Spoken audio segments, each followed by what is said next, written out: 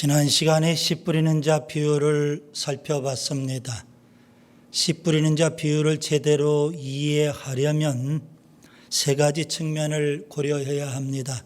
첫째는 씨 뿌리는 자 측면, 둘째는 씨 측면, 셋째는 밭 측면입니다.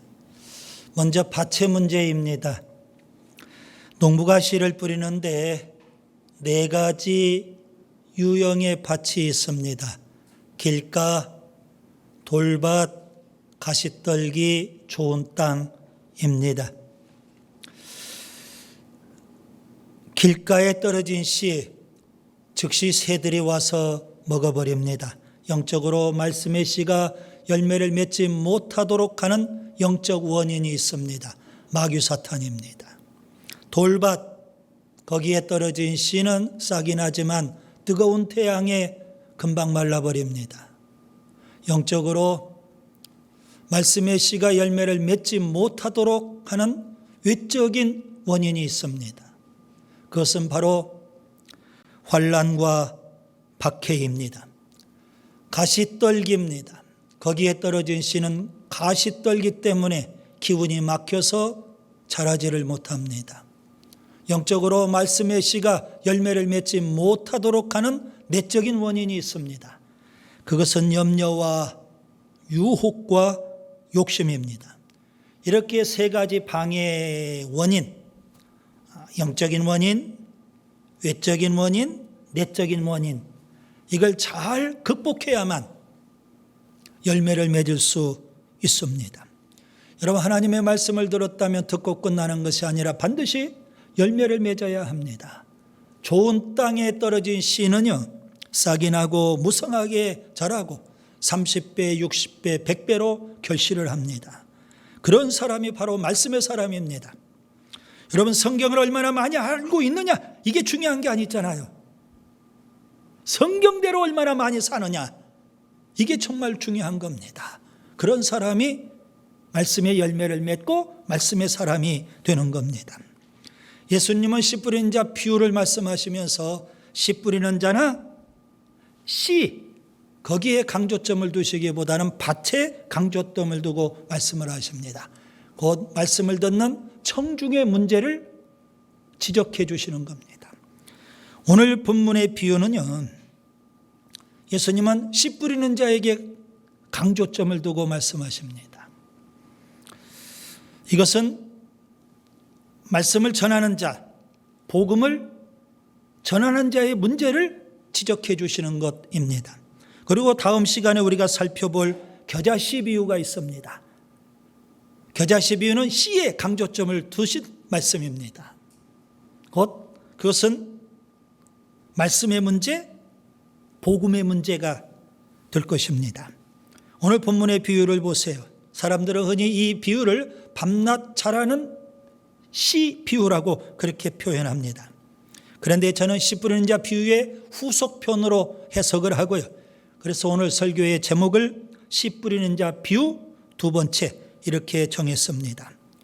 오늘 이 비유는 마가복음에만 나오는 독특한 비유이기도 합니다. 자, 씨 뿌리는 자의 강조점을 두고 있는 비유인데, 말씀을 전하는 자, 복음을 전하는 자에게는 무엇이 중요할까요? 예수님은 세 가지를 말씀하십니다. 첫째, 하나님은 은혜를 주십니다. 본문 27절을 보세요. 그가 밤낮 자고 깨고 하는 중에 씨가 나서 자라되 어떻게 그리 되는지를 알지 못하느니라. 여러분, 농부가 비록 씨를 뿌리지만 어떻게 씨가 자라는지 모른다는 겁니다. 왜 그럴까요? 하나님이 자라게 해주시기 때문에 그렇습니다. 대부분 농부는 하늘을 바라보고 하늘을 의지합니다. 하늘에서 비가 내려야 되고요, 하늘에서 햇빛을 비추어줘야 되고요, 하늘에서 바람을 주어야만 씨가 자라서 결실할 수 있기 때문에 그렇습니다. 이스라엘 지역은 독특합니다. 이른 비와 늦은 비가 내립니다. 이른 비가 내려야만 농부가 파종을 합니다. 늦은 비가 내려야만 곡식이 연글고 농부가 수확을 하게 되는 겁니다. 영적으로도 마찬가지입니다.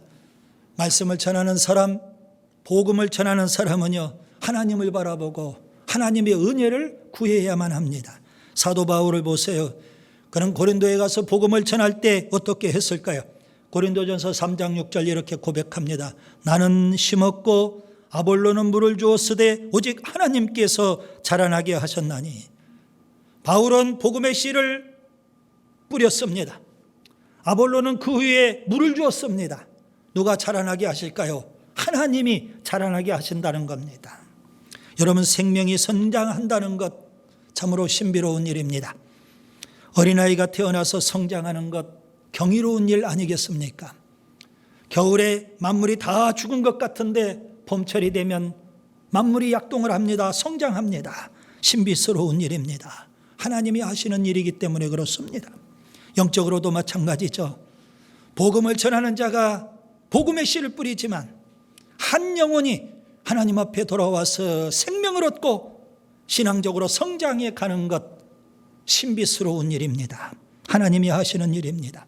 사도행전 2장에 하나님은 예루살렘 교회에 날마다 구원받는 자를 더해 주십니다. 예루살렘 교회에 일어난 생명의 역사는 분명 하나님의 은혜입니다. 오순절에 이른비를 주셨던 하나님, 마지막 때 예수님 재림 직전에 늦은 비의 은혜를 분명 부어주실 겁니다. 하나님의 은혜입니다. 그렇기 때문에 말씀을 전하는 자나 복음을 전하는 자는요, 하나님의 은혜를 힘입어야만 합니다. 여러분, 전도는 흔히 영적 싸움이라고 표현하죠. 마귀 사탄과의 싸움, 불신앙과의 싸움, 세상의 온갖 비난과의 싸움입니다. 그런 영적 싸움에서 이기도록 하나님 우리에게 은혜를 주시는데요, 여러분, 영적 싸움에서 이기려면 내 힘이 아니라 하나님의 능력, 성령의 능력을 의지해야 됩니다. 내 능력, 내 노력이 아니라 하나님의 은혜를 힘입어야 되는 줄 믿습니다. 스가랴서 4장 6절, 이는 힘으로 되지 아니하며 능력으로 되지 아니하고 오직 나의 영으로 되느니라.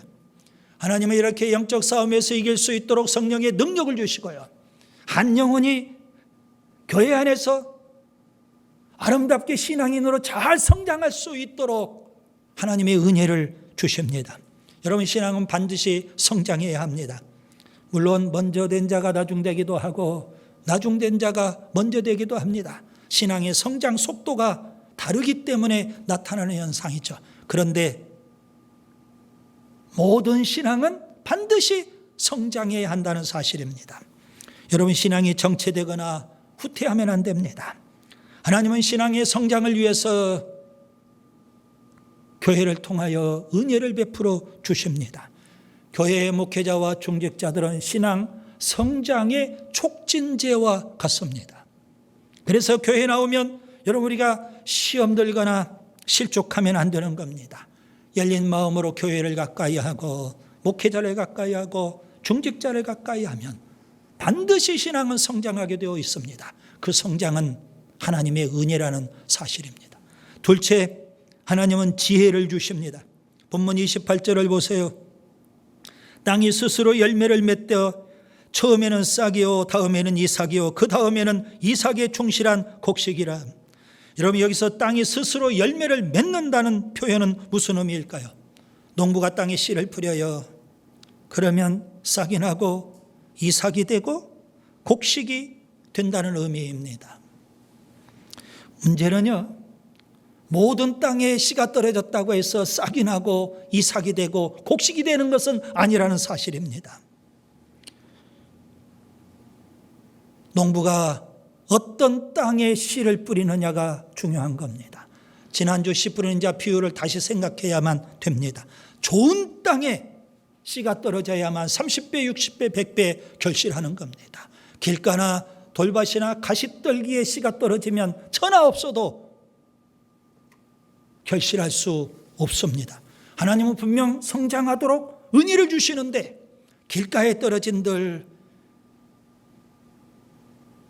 돌밭에 떨어진들, 가시떨기에 떨어진들, 그 씨가 어떻게 성장할 수 있고 어떻게 결실할 수 있겠어요? 농부는 하늘을 바라봐야 되는 거예요. 그와 똑같이 동시에 씨를 뿌리는 땅을 바라볼 줄 알아야 됩니다. 거기에 농부의 지혜가 필요한 거죠. 농부가 무작정 아무 땅에나 씨를 뿌린다고 결실하는 거 아닙니다. 되는 대로 아무 땅에나 씨를 뿌린다고 결실하는 거 아닙니다. 무조건 땀 흘려 열심히 수고한다고 결실하는 것 아닙니다.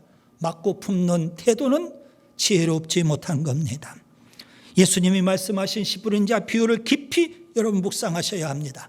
결실하지 못하도록 방해하는 세 가지 방해 요소가 있다는 것 아니겠습니까? 길가, 마귀 사탄이 영적으로 방해합니다.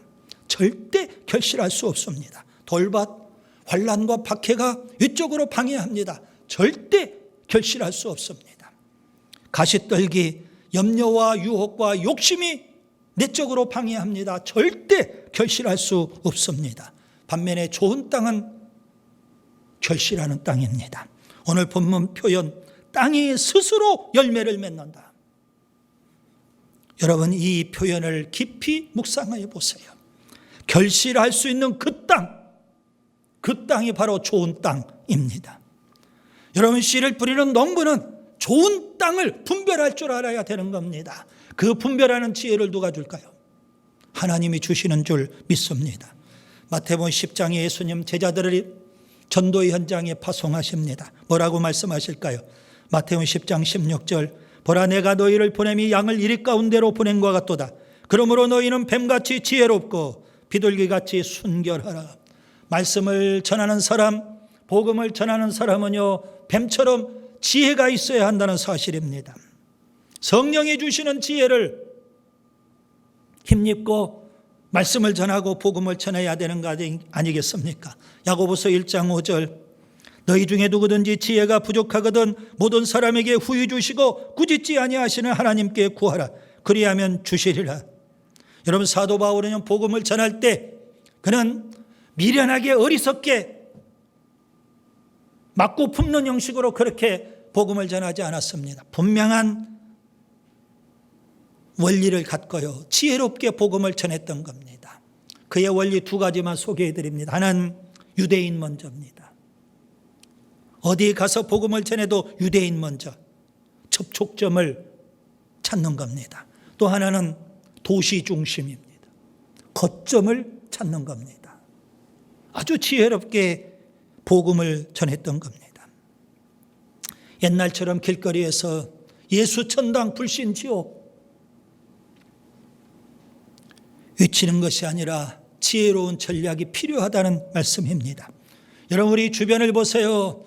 구원받기로 작정된 사람, 준비된 영혼들이 분명히 있습니다. 우리가 찾지 않기 때문에 놓치는 겁니다. 하나님이 주시는 지혜와 분별력을 갖고 전도 대상자를 찾아야 됩니다. 옥토와 같은 준비된 그런 영혼들을 볼 수 있는 눈, 지혜가 있어야 합니다. 그 전도 대상자를 찾고 사랑으로 돌보고 전도의 열매를 맺어야 하는 줄 믿습니다. 셋째, 하나님은 기회를 주십니다. 본문 29절을 보세요. 열매가 익으면 곧 나철되나니 이는 추수 때가 이르렀음이라. 여러분, 여기 추수 때가 이르렀다는 표현 주목해야 됩니다. 때가 있습니다. 아무 때나 추수하는 낫을 휘두를 수는 없는 겁니다. 하나님이 주시는 때, 하나님이 주신 기회가 분명 있습니다. 전도서 3장 1절과 2절, 범사에 기한이 있고 천하만사가 다 때가 있나니 날 때가 있고 죽을 때가 있으며 심을 때가 있고 심은 것을 뽑을 때가 있으며. 여러분, 농부는 아무 때나 추수하지 않습니다. 심었다고 곧장 추수할 수도 없는 겁니다. 열매가 익어야만 낫을 대서 추수하는 것 아니겠습니까? 따라서 농부는 때를 잘 알아야 됩니다. 씨를 뿌릴 때가 있고요, 싹이 날 때가 있고요, 무성하게 자랄 때가 있고요, 거름을 주어야 할 때가 있어요, 해충을 방제해야 될 때가 있고요, 그리고 곡식이 익어서 추수할 때가 있는 거예요. 농부가 추수할 때를 놓치면 1년 농사 망치는 겁니다. 우리나라는 가을에 추수를 해요. 그때를 놓치면 서리가 내립니다. 찬바람이 붑니다. 눈보라가 칩니다. 1년 땀 흘려 농사한 것 다 망치는 겁니다.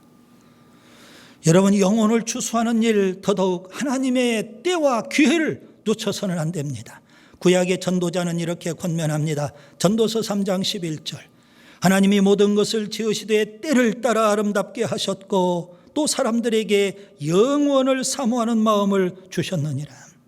예수님은요, 하나님의 때를 누구보다도 잘 아셨고 하나님의 때에 아주 민감하게 행동하신 분이십니다. 이 땅에 오신 예수님, 하나님의 때에 맞게 오셨어요.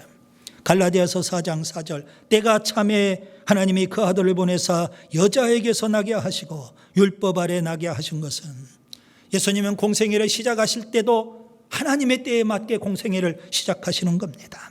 마가복음 1장 15절. 때가 찼고 하나님의 나라가 가까이 왔으니 회개하고 복음을 믿으라.